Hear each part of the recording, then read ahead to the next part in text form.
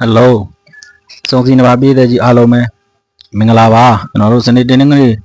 quay đi bio, đi chạy ở mà rồi, người champion lấy quay, bây giờ nó mà phải bảo đấy, nó, để nói bao lần sẽ ngay này mà, champion lấy quay, cô quay, cả một số vấn đề nhà mà ai cô cô, đối với đối tượng trong đại biểu cho nó duy trì bây giờ mà phải bảo, và mà trong duy trì bây giờ này quay rồi, số đông quay phải sẽ là này sang mà cái mẹ, agent này, bên bị cái rồi quay dần đi phải bảo đấy. AJ ဘင်ဖီကာရောချန်ပီယံလိဂ်မှာ၄ဝဲတီကစားထားပြီးတော့နော်၄ဝဲလုံးကိုရှုံးနေထားပြီးတော့ဒီအဆင့်ဇယားအောက်ဆုံးအဆင့်မှာရပ်တည်နေတဲ့အသင်းတစ်သင်းတွေ့ဆုံနေရတဲ့ပွဲလေးဖြစ်ပါတယ်။အင်ရှင် AJ တို့က၄ဝဲကစားထားတာမှာယာကိုကတကိုးပဲရှိပြီးတော့ပေးကိုက14ဂိုးထိရှိထားပါတယ်။ဘင်ဖီကာကတော့ယာကိုအနေနဲ့2ဂိုးရှိပြီးတော့ပေးကိုက8ဂိုးရှိထားပါတယ်။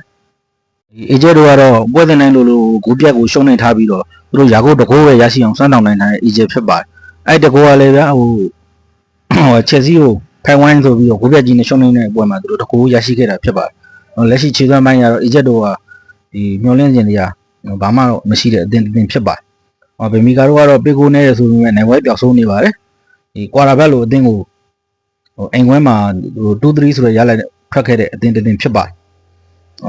ဒီနေ့တဲ့တွေ့ဆုံမှုကတော့ဗေမီကာတို့အနေနဲ့နိုင်ဝဲရသင့်ပြီလို့ကျွန်တော်ယုံကြည်ပါတယ်ဒီပွဲဗေမီကာတို့အနိုင်ရရှိအောင်ကန်သားမယ်လို့ယုံကြည်တဲ့အတွက်တလုံး90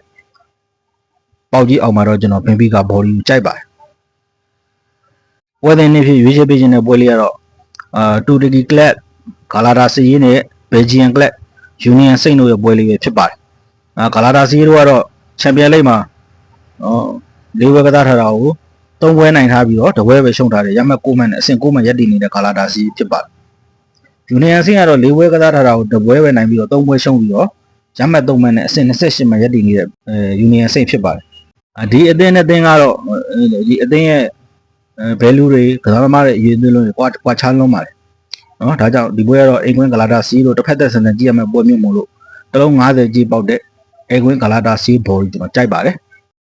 ပွဲတင်3ဖြစ်ရွေးချယ်ပေးခြင်းတဲ့ပွဲလေးကတော့ဘူရိုကလင်းနဲ့ဂျူဗင်တက်တို့ရဲ့ပွဲစဉ်လေးပဲဖြစ်ပါတယ်ဘူရိုကလင်းတို့ကတော့၄ပွဲကစားထားပါတယ်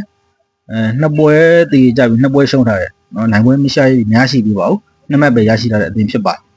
ဂျူဗင်တက်တို့ကတော့၄ပွဲကစားထားတယ်3ပွဲကိုတည်ကြထားတယ်တပွဲရှုံးထားတယ်3မှတ်ရထားပါတယ်အဆင့်26မှတ်ရပ်တည်နေတဲ့ဂျူဗင်တက်ဖြစ်ပါတယ်ဂျူဗင်တက်တို့ကတည်ပွဲတွေများနေတယ်အီတလီကလပ်နဲ့နော်ဝေးကလပ်တို့ဖြစ်တဲ့အတွက်ဒီလိမ့်စင်နဲ့ကွာတဲ့အတွက်ဂျူဗင်တက်တို့နိုင်ဖို့တင်ပြီလို့ကျွန်တော်ယုံကြည်ပါတယ်ကျွန်တော်တို့တည်60တည်အနှုတ်60အကြီးပေါက်တဲ့အချိန်မှာတော့ကျွန်တော်ဂျူဗင်တက်ဘော်ဒီကြိုက်ပါတယ်ပွဲစဉ်လေးဖြစ်ရွေးချယ်ပေးခြင်းတဲ့ပွဲလေးကတော့ဒေါ်မွန်နဲ့ဘီလာရီရဲ့ပွဲစဉ်လေးပဲဖြစ်ပါတယ်ဒေါ်မွန်တို့၄ပွဲကစားထားတာမှာတော့2ပွဲနိုင်တပွဲစီတပွဲရှုံးရမှတ်9မှတ်ရရှိပြီးတော့အဆင့်14မှတ်ရပ်တည်နေတဲ့ဒေါ်မွန်နေဖြစ်ပါတယ်ဒေါ်မွန်နေကတော့ဒီဘွန်ဒက်လီဂါမှာကရုံးကန်နေရဒီချန်ပီယံလိဂ်မှာတော့သူအခြေအနေကောင်းနေပါတယ်နောက်ပြီးတော့စပိန်ကလပ်ဒီဘီလာရီကတော့ချန်ပီယံလိဂ်မှာတော့ကိုရုံးကန်နေရတဲ့အသင်းတစ်သင်းဖြစ်ပါတယ်၄ပွဲကစားထားတာကိုတပွဲစီနဲ့3ပွဲရှုံးပြီးတော့ရမှတ်1မှတ်ပဲရရှိထားတဲ့အသင်းဖြစ်ပါတယ်လက်ရှိဇီယာအဆင့်32မှာရပ်တည်နေပါတယ်ဒီအရှင်ဒေါ်မွန်တို့ကန်ခဲ့တဲ့၄ဝဲလုံးကျဲတော့ဒေါ်မွန်က၄ဝဲလုံးယာကူပေးဖို့ကိုပေါ်ကန်တာတော့ပြတော့ဒီလိုက်တဲ့တဲ့သူလည်းနောက်ဆုံးကနေမှာဝဲကိုကြည့်လိုက်တော့နောက်ဆုံးကနေမှာဝဲမှာစလို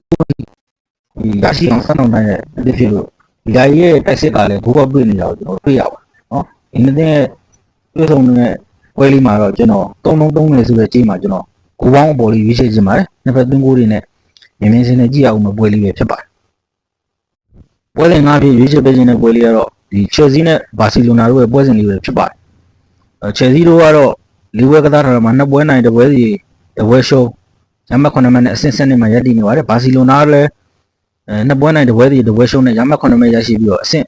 7မှာရပ်တည်နေတဲ့အသင်းဖြစ်ပါတယ်နော်အဆင့်7နဲ့7ပွဲကစားပွဲရလဲ2ပွဲနိုင်တစ်ပွဲစီတစ်ပွဲရှုံးရမှတ်ကလည်း9မှတ်စီခြေသွမ်းပိုင်းအတော်ကိုတူညီနေတဲ့အသင်းတွေ့ဆုံနေတဲ့ပွဲလေးဖြစ်ပါတယ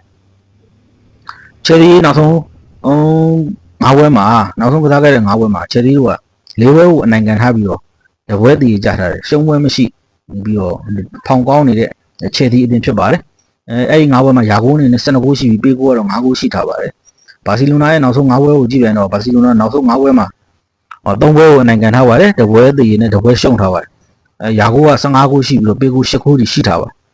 အဲ့တော့ဒီနေ့အသင်းကိုကြည့်လို့ရှိရင်ဒီနောက်ဆုံး9ဝဲစီမှာသူတို့ကတိုက်စစ်ပိုင်းဆွမ်းဆောင်ရေးကောင်းမွန်ပြီးတော့15ဂိုး12ဂိုးတို့ရရှိထားတဲ့အသင်းနဲ့တွေ့ထားပါဒီတော့ဒီဘက်မှာလည်းတိုက်စစ်ချင်းအပြင်ကြအောင်မဲ့ပွဲလေးလိုမြင်မိရတဲ့အတွက်3-80ကြီးပေါက်တဲ့ဂိုးပေါင်းကြီးမှာတော့ကျွန်တော်ဂိုးပုံကိုကြိုက်ပါတယ်ဘာစီလိုနာချယ်ဆီဂိုးပုံကြိုက်ပါတယ်